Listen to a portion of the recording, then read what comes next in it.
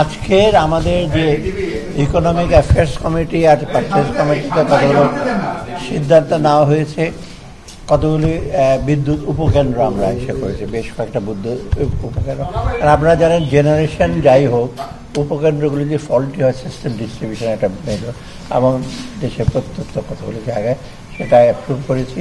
আর LNG আনার জন্য আমরা বলেছি, তবে সার এমওপি আছে, ইউরিয়া সার আছে, এগুলো আমরা এই মেজর এইগুলি আজকের। পলিটিক্যাল কোনো আলোচনা হচ্ছে না, পলিটিক্যাল পারচেজ কমিটি না, অনেক সময় তো আপনাদের অনেক কথা থাকে, অনেক না, এখন আর বেশি কথা ওইসব জায়গায় বলা যাবে না, ওটা অলরেডি এই তো তাহলে কথা হইছে না হবে আজকে, ঠিক আছে। আর তো কিছু পলিটিক্যাল ইস্যুটা মোটামুটি ইকোনমিক্স সেটা অর্থনীতির দিকটা মোটামুটি আমরা চেষ্টা করছি যতটুকু পারে কনসলিডেট করতে, আর রিফর্ম টিফর্মগুলো আমরা যতটুকু পারি সম্ভব করবো।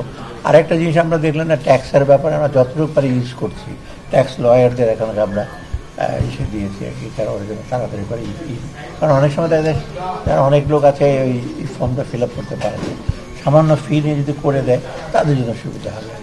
মার্কিন বাণিজ্য প্রতিনিধি দল এখন বাংলাদেশে, মানে আপনারা কি আরো আমদানির আরো বাড়াচ্ছেন কিনা? এটা ডিপেন্ড করবে, এটা তো কমার্স মিল ডিপেন্ড করবে, যারা কট্টক ঘাটতিটা কমানোর জন্য কি কি আমদানি করতে পারে সেটা মোটামুটি, কিন্তু আমরা একটু কমফোর্টেবল পজিশন, আমাদের ঘাটতি খুব 7.8 বিলিয়নের মতো ছিল, যেটা ভিয়েতনামে ছিল 125 বিলিয়ন।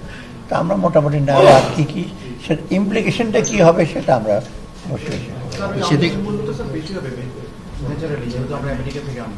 কিছুটা হবে। আবার আপনার যেমন আমরা গম ব্যাপারে বলেছি, আমাদের বলে একটু বেশি হবে, কিন্তু কোয়ালিটিটা একটু বেটার, প্লাস আর একটা সার্ভিস হিসেবে যদি আমরা দেখি যে আমাদের ট্যারিফটা তো আমরা অ্যাভয়েড করতে, ডিফিসিটটা আমাদের কিছুটা দেশে লাগবে। না না, ভোক্তাদের উপর আমরা তো এমনি তো সমস্ত কিছু ভোক্তাদের ব্যাপারে আমরা প্রাইস ট্রাইসের ব্যাপারে ইস্যু করছি, আর অনেকটা টিসিবি বা অন্য অন্য ইস্যুগুলোতে আমরা এগুলো সব তো দিচ্ছি সাবসিডি, আমরা অ্যামাউন্ট এখনো পরে নাই ইনফ্লেশনটা। কারণ শোনেন, একটা জিনিস দেখবেন, ইনফ্লেশন আমরা যতই আমদানি করছি, সাপ্লাইটা ইউজ করছি, একটা মেজর প্রবলেম কিন্তু আপনার যেটা সে হোলসেল এবং রিটেল মার্কেটে, ওরা তো অন্য বিয়ন্ড ইকোনমিক রেশনাল, এটা আপনারা নিজেই জানেন, দাম কমলে যে কমবে পৃথিবীর অন্য দেশে কিন্তু খুব কমই হয় এই আপনার। তবে আমাদের এখানে মোটামুটি কিন্তু একটু কিছুটা রেসপন্স আপনারা দেখতে পাবেন। আর রিসেন্টলি নন ফুড ইনফ্লেশনও কমেছে, এটা একটু আপনাদের সার্বিক দেখেন। আমি 10,000 টাকা বেতন পাই, আমরা খাবারও কিনবো, সাথে সাথে স্বাস্থ্য খরচ আছে, ট্রান্সপোর্ট, যদি ওইদিকে একটু কমে তো অসুবিধা কি। এখন আপনার লেখালেখি করে ওইদিকে ফুড সেটা কমিল, কিন্তু নন ফুড কমিল না।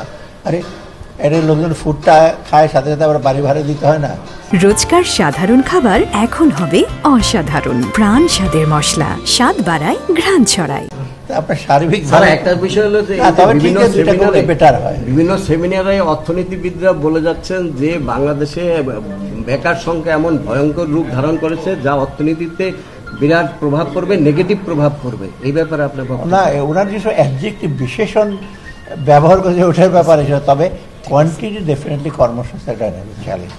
কারণ কর্মসংস্থান হয় বেশিরভাগ তো প্রাইভেট সেক্টরে করে, ব্যবসা যদি আপনার একটু মন্থর হয়ে যায় ডেফিনেটলি হিসেবে পড়বে, সেটাতে আবার এফেক্ট করে ব্যবসা বাণিজ্যে আমরা কতটুকু সহায়তা দিচ্ছি, পলিসি সাপোর্ট দিচ্ছি, এটা কিছুটা একেবারে ওনারা যে ভয়ঙ্কর বিশেষ মানে এপিডেমিক ভালো মনোযোগ আকর্ষণ করার জন্য এগুলো বলা, আমাদেরও মনোযোগ আকর্ষণের জন্য বলছে।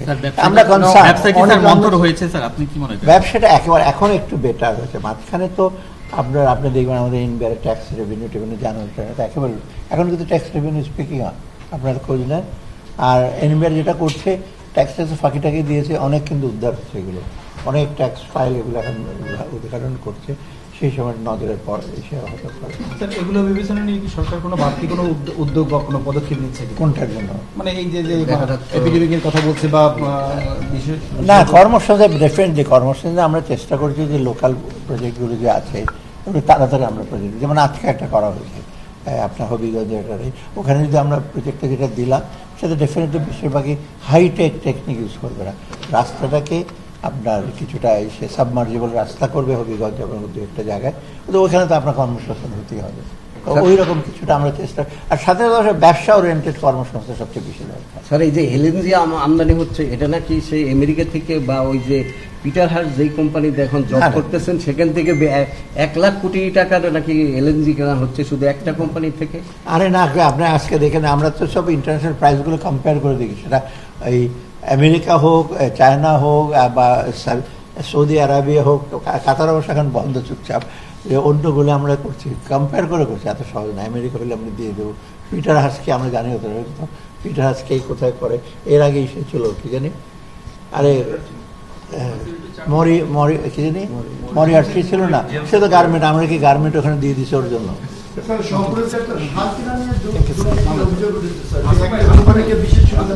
সেগুলো আমাদের কাছে আমরা দেখছি না, না আমরা চট করে আপনারা বললেন, আমরা এগুলো দিয়ে, এটা আমি